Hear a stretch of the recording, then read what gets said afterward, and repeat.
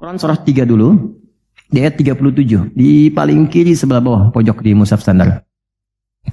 Secara singkat saja, mihrab itu satu tempat yang fungsinya mempercepat terkabulnya doa dan mendatangkan rezeki dari sisi yang tidak diduga. Awas, kita bicara keimanan ya. Dan di situ dipertaruhkan. Mihrab ini tidak harus lebar dan luas. Sehamparan sejadah nggak ada masalah. Yang penting kita gunakan untuk ibadah saja. Di luar ibadah keluar. Itulah kenapa tempat imam disebut mihrab. Kenapa? Karena imam mewakili makmum untuk memohon kepada Allah dalam sholat berdoa.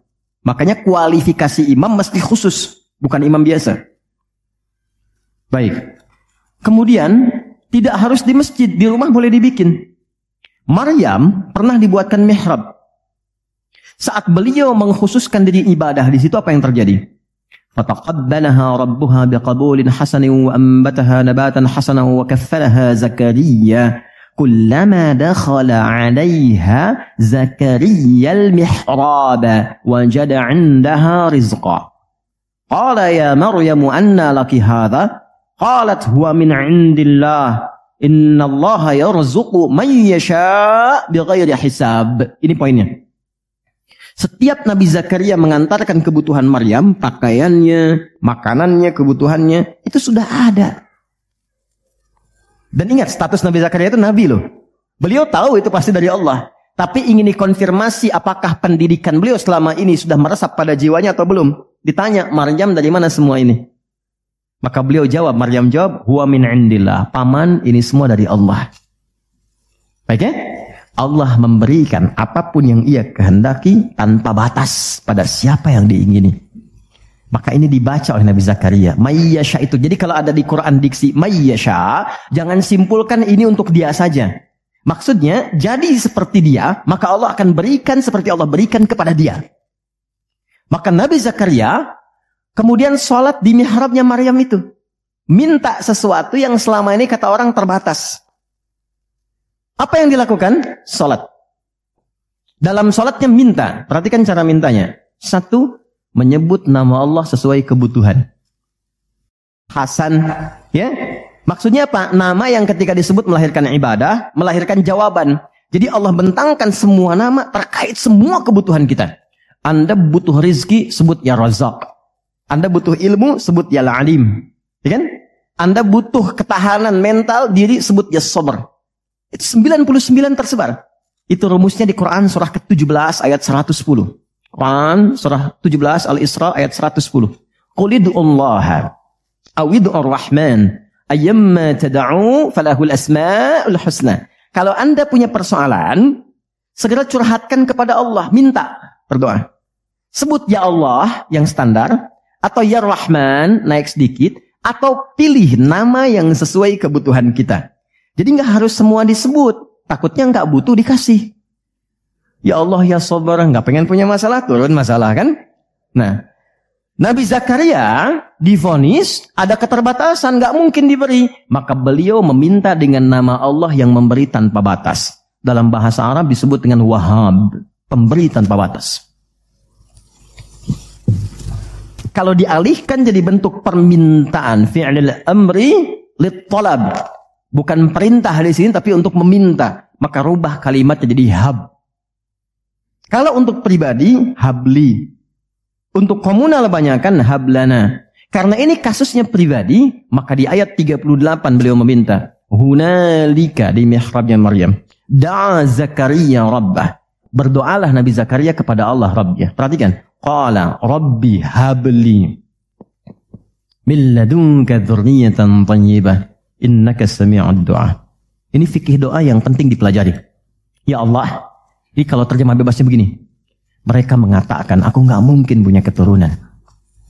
Maka aku memohon darimu saja yang tidak punya batas dalam pemberian. Mereka katakan aku nggak mungkin. Aku memohon kepadamu yang tidak punya batas dalam pemberian. Innaka sami'ud du'a. Sungguh engkau pasti mendengar doaku. Kalau kepada yang maha mendengar tidak terkabul juga, kepada siapa lagi aku mesti memohon? Dan ini ada fikih doa, bagus sekali. Jadi kalau berdoa, sebut nama Allah sesuai permintaan. Yang kedua, cari bahasa yang menyentuh. Itu semua Nabi begitu. Nabi Isa saat mengonfirmasi umatnya di hadapan Allah, ya Allah, kalau engkau mau hukum, itu hambamu. Tapi kalau engkau mau ampuni, engkau yang paling banyak kasih sayangnya. Anak ibu sudah mencederai nama baik keluarga. Tiba-tiba datang ke rumah untuk minta maaf. Diterima nggak? Kadang cara menerimanya kan belum tentu langsung baik kan? Ngapain ke sini? Ada yang, kamu bukan anak saya lagi. Oh, lantas anak siapa? Tapi dimaafin juga kan? Lalu dia berkata begini, Pak, silahkan.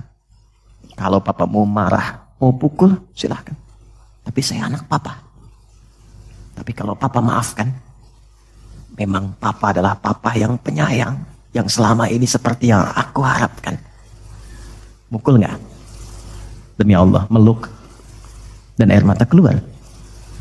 Nah, ibu saja yang punya rahim, punya sifat kasih yang dalam, apalagi Allah yang Rahman dan Rahim. Maka cari kalimat yang lembut. Nabi Zakaria mengatakan, ya Allah, mereka mengatakan nggak mungkin. Maka aku memohon kepadamu yang tak punya batas. Dan kalau engkau aku mohonkan kepadamu tak mengabulkan juga, kepada siapa lagi aku mesti meminta? Dan itu dilakukan dalam sholat. Dan masih berdiri, belum selesai sholatnya. Baru mulai sholat, minta. Apa yang terjadi? Lihat ayat 39-nya. Pakai fa. Fanadathul malaikatu wa huwa qaimun yusalli fil mihrab. Annallahu yubashshiruka bi Yahya. Maka nggak ada jeda. Fa itu harfu atfin raditin baina syai'aini bila hudud. Paham? Tidak. Huruf sambung antara dua peristiwa yang terjadi tanpa jeda. Peristiwa pertama berdoa, peristiwa kedua dikabulkan. Antara berdoa dan dikabulkan tidak ada jeda. Baru selesai minta, seketika turun malaikat menyampaikan doamu terjawab. Tidak menunggu sholatnya selesai. Ternyata kalau sholatnya benar, itu seketika terjawab. Dan beliau meminta dalam keadaan berdiri. Nabi Zakaria seorang nabi, ini saya ingin tunjukkan keutamaan dari barakahnya Nabi Muhammad SAW. Nabi Zakaria seorang nabi, sholat berdiri dikabulkan. Kita umatnya Nabi Muhammad sebelum sholat ditunggu oleh Allah mau minta apa aku kabulkan. Maka turunlah Quran surah kedua ayat 45. Wasta'inu bis-sabri was-salah. Kalau engkau punya persoalan, jangan mengeluh kata Allah. Terima dulu dengan sabar. Karena yang lain pun punya masalah. Perhatikan fikih masalah. Nanti kita belajar fikihnya ya. Kata Allah, aku menitipkan masalah ini bukan ingin membuat kehidupanmu bermasalah. Tapi meningkatkan kualitas hidupmu supaya lebih baik kemudian hari. Karena itulah ketika aku berikan, tak mungkin aku titipkan kalau engkau tak mampu. Maka turun ayat berikutnya. La yukallifullahu nafsan illa. Jadi nggak mungkin diuji itu Anda nggak mampu, nggak mungkin. Jadi kalau Anda datang ke sini sekarang sedang punya masalah, seberat apapun, itu tandanya Anda yang mampu. Saya tidak. Saya tidak dititipi itu oleh Allah karena saya belum mampu. Anda mampu. Kalau Allah percaya kepada Anda, kenapa Anda pesimis? Lalu katakan, inna ma'al usri yusra.